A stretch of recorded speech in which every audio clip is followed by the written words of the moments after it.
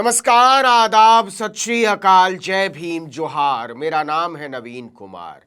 इस समय बिहार विधानसभा चुनाव के सबसे हॉट डिबेट में से एक बन गया है, मैथिली ठाकुर हारेगी या जीतेंगी। भारतीय जनता पार्टी के दरभंगा के हजारों कार्यकर्ता चप्पल चटकाते रह गए, पोस्टर चिपकाते रह गए और पार्टी में शामिल होने के अगले ही दिन मैथिली ठाकुर को टिकट भी मिल गया। भाजपा ने उन्हें दरभंगा के अलीनगर से उतारा है। सोचिए राजनीति भी कैसे कैसे रंग दिखाती है। इसके बाद से ही दरभंगा अलीनगर में एक चर्चा बहुत जोरों की छिड़ी हुई है कि उनके अपने गांव के लोगों ने छठ के कार्यक्रम में बहुत मान आदर के साथ बुलाया था। लोग बता रहे हैं कि मैथिली ठाकुर ने कहा, मैं एक रात के कार्यक्रम के लिए 5 लाख रुपए की फीस लेती हूं, पैसा जमा करो और प्रोग्राम करवा लो। गांव के लोगों ने यानी बेनीपट्टी के लोगों ने कहा, इतना तो नहीं लेकिन हम 2 लाख रुपए तक का बंदोबस्त कर सकते हैं, आप तो यहां की बेटी हैं, प्लीज मना मत कीजिएगा। लेकिन मैथिली ठाकुर ने कहा, मिथिला एक तरफ और मनी यानी रुपया दूसरी तरफ, मिथिला से बड़ा मनी है। मैथिली ठाकुर ने गाने से मना कर दिया। नतीजा जैसे ही चर्चा चली कि बीजेपी मैथिली ठाकुर को चुनाव में उतारने जा रही है, उनके इलाके और जाति के लोगों ने भारी विरोध शुरू कर दिया। अब उसी इलाके के लोगों से हाथ जोड़कर वोट मांगना है और इलाके के लोग बोल रहे हैं कि अब दिखाते हैं हम लोकतंत्र की ताकत। हैशटैग चलने लगा। छठ पूजा पर अपने गांव में 5 लाख फीस मांगी, 2 लाख पर भी मना कर दिया। जनता सोचे ऐसे के साथ क्या करना है। तो सवाल है कि इस विरोध के बीच मैथिली ठाकुर की जीत की संभावनाएं क्या है या फिर हार का बाट ज्यादा भारी है।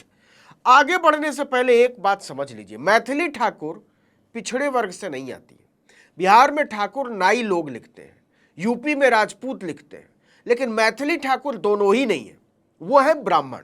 इसके साथ ही ये भी समझ लीजिए कि मैथिली ठाकुर का मिथिला से उतना ही लेना देना है जितना द्विवेदियों, त्रिवेदियों और चतुर्वेदियों का वेद की पढ़ाई से लेना देना होता है। पूरी जिंदगी दिल्ली में बिताई, लगभग 20 साल से पूरा परिवार दिल्ली में सेटल है।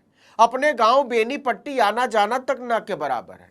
तो सवाल है कि मैथिली ठाकुर जीत रही है कि हार रही है। इसे समझने से पहले एक और बात समझ लीजिए, मैथिली ठाकुर को राजनीति की समझ धेले भर की भी नहीं है। उन्होंने आम जनता और जनहित के मुद्दे पर जिंदगी में एक बयान तक नहीं दिया। लड़ने भिड़ने की बात छोड़ दीजिए, संघर्ष की बात छोड़ दीजिए, वो भाजपा की गुड़िया की तरह उतारी गई है और जीत हार के मामले में उनका भरोसा भगवान से ज्यादा नरेंद्र मोदी पर है। और मोदी की तो नीतीश कुमार ने खुद ही स्क्रू टाइट कर रखी है। उन पर तो सम्राट चौधरी और विजय सिन्हा जैसे उप मुख्यमंत्रियों को भी भरोसा नहीं हो रहा है। नीतीश बिदक गए तो बाजा बज जाएगा। फिर भी इसमें कोई शक नहीं कि मैथिली ठाकुर गीतों की वजह से बेहद लोकप्रिय है। लगभग 3.5 मिलियन मतलब 35-36 लाख फॉलोवर है उनके यूट्यूब पर। लेकिन चुनाव में इसका कोई महत्व नहीं होता, ये सब फालतू की बात है। फॉलोअर और सब्सक्राइबर एक ही इलाके में नहीं होते और जो होते भी हैं वो सारे के सारे वोटर नहीं होते। अब जरा मैथिली ठाकुर और बीजेपी का डर समझिए कि कैसे उतरने से पहले ही दोनों नतीजों को लेकर भयभीत है। मैथिली ठाकुर मधुबनी के बेनीपट्टी की रहने वाली है। बेनीपट्टी विधानसभा सीट बाकायदा है और उसे बीजेपी का किला माना जाता है। बड़ी संख्या में ब्राह्मणों की आबादी है बेनीपट्टी में। 2020 में वहां से बीजेपी के विनोद नारायण झा जीते थे, लगभग 51% वोट हासिल किए थे। उन्होंने महागठबंधन की उम्मीदवार भावना झा को 32,000 वोट से हराया था। लेकिन भाजपा ने मधुबनी की बेनीपट्टी सीट से मैथिली झा उर्फ मैथिली ठाकुर को नहीं उतारा। सब झा लोगों की लड़ाई होती है वहां, जिला ही छोड़ दिया। उसने मैथिली ठाकुर उर्फ मैथिली झा को उतारा है दरभंगा की अलीनगर सीट से, जहां मुस्लिम और यादव सबसे बड़ी संख्या में। समझिएगा, यह आरजेडी की पारंपरिक सीट रही है। आज तक इस सीट पर बीजेपी का खाता तक नहीं खुला है। यह सीट 2008 में डिलिमिटेशन के बाद बनी थी, पहले बहेरा सीट थी। तो अलीनगर बहेरा से आरजेडी के टिकट से अब्दुल बारी सिद्दीकी 7 बार विधायक रहे, इसी मुस्लिम यादव समीकरण के दम पर। 2020 के चुनाव में एनडीए की तरफ से पहली जीत हासिल हुई, तो वो भी वीआईपी के उम्मीदवार मिश्री लाल यादव को। और वीआईपी इस बार महागठबंधन का हिस्सा है। इस हिसाब से सोचे तो बीजेपी ने मैथिली ठाकुर उर्फ मैथिली झा को एक गड्ढा सीट दे दी है और उनका इस्तेमाल एक पोस्टर गर्ल की तरह किया है कि उनके नाम पर कम से कम मिथिला में ब्राह्मण वोटों की गोलबंदी की जा सके।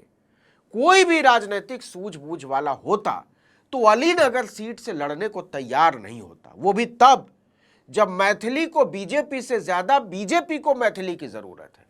अब समझिए कि कैसे मैथिली ठाकुर लड़ने से पहले ही चुनाव हार चुकी है। अलीनगर का जातीय और सामुदायिक समीकरण देखें तो पता चलता है कि कोई चमत्कार ही मैथिली ठाकुर को हारने से बचा सकता है।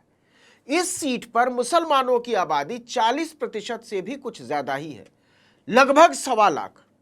करीब 20% यादव हैं, 50,000 के आसपास। कोयरी कुर्मी भी 35,000 के आसपास है।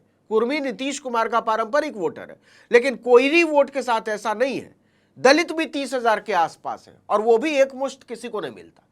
अब देखिए कि पिछली बार मिश्री लाल यादव को कुल वोट ही मिले थे 61,000, 1.25 लाख से ज्यादा मुसलमान है। आरजेडी 3,000 वोट से हार गई थी। इस सीट पर आरजेडी पहली बार हारी ही इसलिए कि उसने ब्राह्मण उम्मीदवार पर दांव लगा दिया था। मैथिली झा ठाकुर को उतारकर बीजेपी ने एक तरह से महागठबंधन का काम बड़ा आसान कर दिया है। आरजेडी अकेले मुसलमानों के दम पर मैथिली ठाकुर झा को धूल चटा सकती है और अगर मुस्लिम वोट 3 हिस्सों में भी बंट गया, मान लीजिए जनसुराज को भी कुछ चला गया, तो भी यादवों और थोड़े बहुत दलितों को मिलाकर एक मारक समीकरण बनता है। मतलब मैथिली ठाकुर झा किसी भी सूरत में अलीनगर सीट जीतने नहीं जा रही है। नहीं का मतलब नहीं।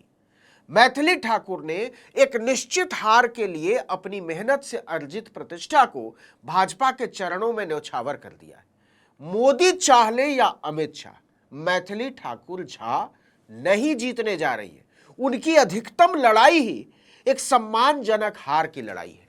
जितने कम अंतर से हारेंगी, प्रतिष्ठा का नुकसान उतना कम होगा। हालांकि मैथिली ठाकुर झा अभी सिर्फ 25 साल की हैं। जून जुलाई में चुनाव लड़ने की उन्होंने जो है उम्र हासिल की है। उनके आगे बहुत उम्र पड़ी है और एक हार से उनका कोई बहुत राजनीतिक नुकसान नहीं होने वाला। लेकिन एक लोक गायिका के तौर पर तो उनकी छवि को झटका लग ही चुका है। पहले भी वो खुलकर कट्टरपंथी ब्राह्मणवादी हिंदुत्व का पक्ष लेती थी और इस वजह से मिथिला के उदारवादियों को भी कभी ज्यादा पसंद नहीं आई। एक कलाकार की उदारता, सौम्यता और विशालता उनके भीतर कभी नहीं रही। लेकिन भाजपा में शामिल हो जाने के बाद और चुनाव में उतर जाने के बाद तो उनके कलाकार होने का बचा खुचा भ्रम भी टूट चुका है।